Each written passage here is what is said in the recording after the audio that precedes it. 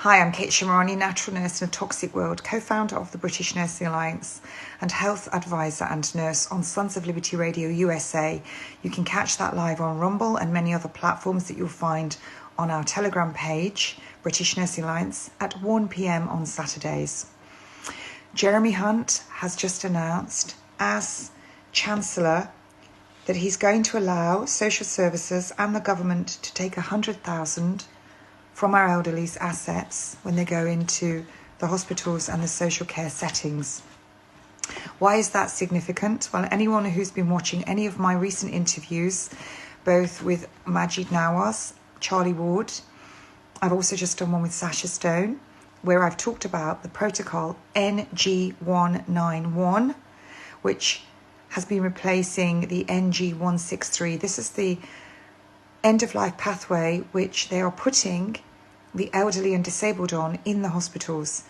And that pathway involved morphine and midazolam with NG163, and now it is remdesivir, benzodiazepines and opioids, which is lorazepam as well. And our country has just ordered huge amounts of lorazepam, and it may interest you to know that in February 2020, the shares for lorazepam in 1 month went up by 34%. So they knew worldwide that this was going to be used.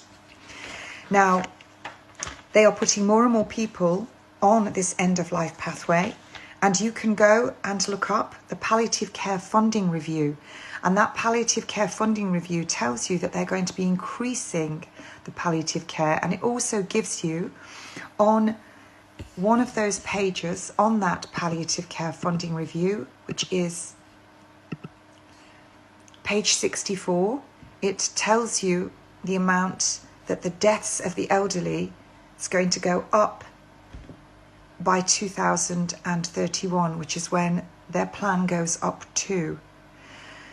Now, we have the planned tariff incentivized euthanasia point system in this country, and at this moment 1,642.5 patients must be euthanized in England alone every day, and that includes disabled children, in order for hospitals to get their money.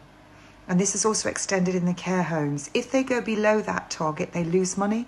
If they go above that target, they gain money.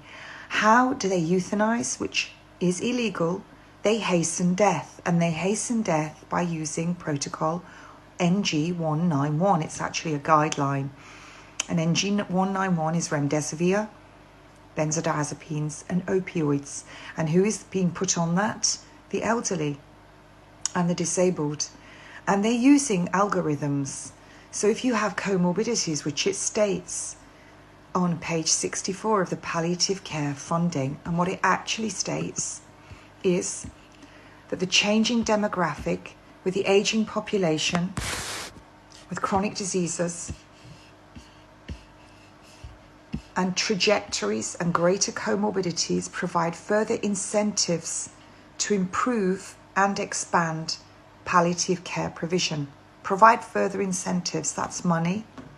To expand palliative, that's increase the amount of people they're going to kill using NG191.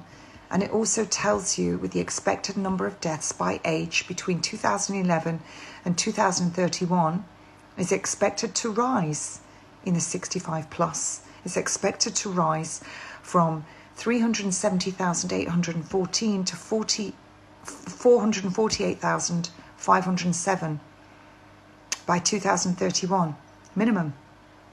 And if they just ordered all that lorazepam, and we know that they gave our elderly 5 times the amount of the midazolam, 5 times the amount they should have had during that first 3 months of lockdown. It's all there. The cull is coming. The big cull. The one they talk about with the war rooms and gearing up because they're going to have COVID and flu, even though they've just injected everybody with the COVID booster, the flu shot, the shingles shot and the pneumonia shot. Yes, some elderly in the care homes have just received all of that, their 5th booster as well. Doctors in private clinics who work in the NHS are seeing all of these injected with all of the things wrong with them. One doctor earning 9,000 a day in the private setting, doing 10-minute consultations with people suffering from the consequences of the COVID shots. So they're making sure they're gearing up to cause a massive pandemic with all of these different things. And our elderly are getting all these shots all at once, and they're all going to get sick, and they're going to be put on this end-of-life pathway. So one last thing, who is going to be doing this? The nurses and the doctors. If we look through history, at any times, going right back to the 1700s, when you had any times where you had austerity, economic downturn, euthanasia has been practiced. And a lot of these people that are involved in it are also people that are involved in eugenics. And I just would like to add at this stage that the midazolam came from Healthcare Limited, or called Healthcare Limited, and that went on to Supply Chain Coordination Limited, which Matt Hancock set up the company, and he bought millions of shares with taxpayers' money, and he was the sole shareholder. And that company supplied 52% of the drugs into the NHS. And it may surprise you to know that Matt Hancock is also the main shareholder in Genomics England Limited.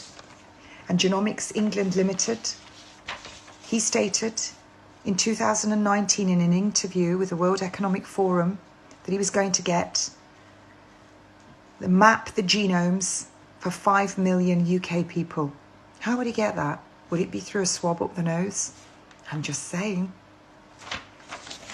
And you're all watching him and sending stupid videos and voting for him while he's laughing at you on I'm a Celebrity, Get Me Out of Here, whatever it's called. I don't know, I don't have a TV. They're gearing up for a big cull, and they're all involved, and they're using the protocol NG191. And you nurses and doctors out there, if you're hastening a death, that's euthanasia. It's illegal in this country. So it's you that's doing it. And history teaches us that when they start to look for who to blame, it's going to stop at your door, because you're ultimately the one that did it when you should have said no.